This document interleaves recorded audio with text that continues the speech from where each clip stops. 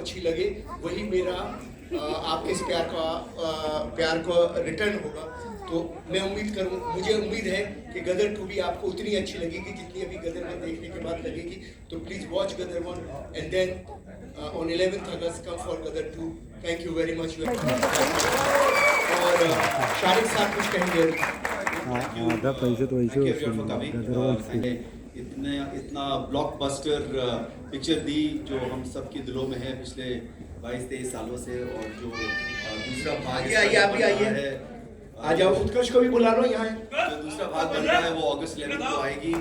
ये जैसे ये पिक्चर खत्म होगी आप लोग सब लोगों के लिए एक सरप्राइज है, तो एंड तक देखिए। और तालियां वही सरप्राइज है जो आप चाहते हैं, जिसको देखना आप चाहते हैं। तो without wasting much time, let's Utkarsh. He was the छोटा जीते, अब ये बड़ा हो गया है। चालू करते हैं। Thank you so much. Simrat को भी वो मुंडा जवान हो गया। हाँ, मुंडे तो जवान होने ही है। ये बातें बड़ा हो गया। मैं क्या पिक्चर अपने आप बात करें।